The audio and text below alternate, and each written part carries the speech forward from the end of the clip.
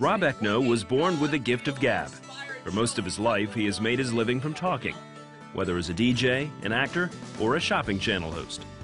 Rob fell in love with radio in high school when one of his teachers helped the students raise money for their own radio station. He was my inspiration. We actually went out, started a 200-watt FM station, got our license, and a lot of people have had great careers because of that. Rob studied communications at a local community college, and he was even elected class president, but also loved the party scene. I just got into partying big time. We had keg parties at our house every Monday night. We'd watch Monday Night Football, play poker till 2 minutes before class started, race to class. It wasn't the best example to be a class president of your college, and you're the leader of the party crew out there as well. Despite his lifestyle, Rob managed to graduate and enrolled in a 4-year program. While still a student, he was offered a job as a DJ in a top radio market in Massachusetts. At night, he spun platters at a Mexican restaurant and later at a strip club. That's where he tried cocaine for the first time. There I was with mayors and police chiefs and city councilmen literally 5 feet in front of me, and I'm playing music for all these naked ladies, and I've got lines of cocaine, and I'm getting drunk and stoned, and it was quite a mess. Rob's friends envied his early success, but his lifestyle and cocky attitude eventually caught up with him. He was fired from his radio job when he made an offensive remark. He also stopped attending classes and flunked out of school. And I ended up DJing at nightclubs and partying with the bands until all hours of the morning and things like that. Eventually, he found work as a news reporter and then as a media relations rep with several sports teams, but his drug use consumed his life. One year, Rob sold his house and made a $35,000 profit, but spent it all on cocaine. He lost everything and moved to Fort Lauderdale, Florida, where he became homeless. Anytime I did gather a little bit of money, it would always went to try to find a dope dealer or a bottle of booze. Rob attended a local church there, even though he would show up high most of the time. But I used to walk 3 miles in the heat every Sunday, and I'd go to church stinking in the pews. I'd walk into the men's room, and I know at least once or twice I actually snorted lines of cocaine at church. And I'd be sitting there, and the pastor, every week I would say, wow, how does he know me? It's like he's only talking to me. So God obviously was trying to get me a message through all my insanity. One day he was watching the cruise ship sail into port and decided life wasn't worth living.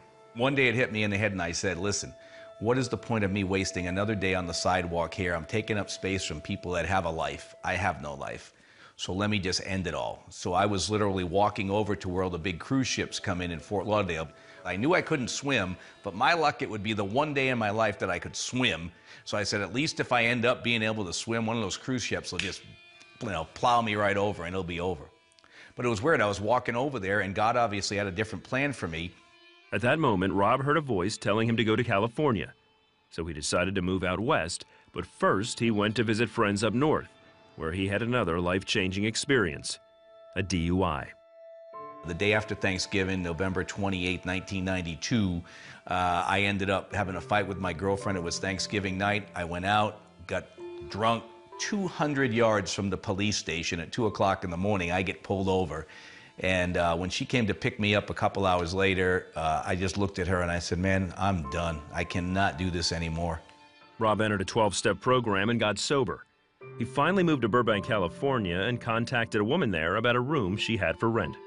When I talked to this girl, it was funny because she's like, oh, you can't move in with me. You're a guy, and I'm a Christian gal, and, blah, blah, blah. But come to this church called Church on the Way with Jack Hayford. And she said, there's a Friday night singles meeting. Come meet me there, and we can at least chat, and we can talk. Maybe I can help you get a place to live. Although Rob had been sober for over a year, he knew he needed to take the final step and pray to receive Christ.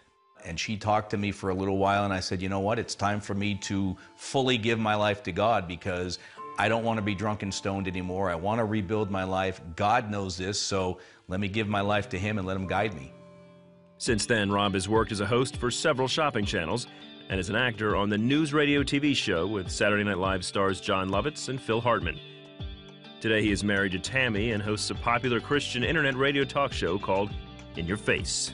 The purpose of the show is to inspire, motivate, and challenge each of us to become the best we can be for ourselves, our country, and most importantly, God. Rob is also active in helping the homeless and other ministries in Southern California. That's what Jesus put me here to do, and all of us. We're supposed to care about one another. My motto this year is exactly that. What can I do for you? Because if I'm doing something for you, it means I'm doing work for God. And if I'm doing work for God, that means my life's going to be okay.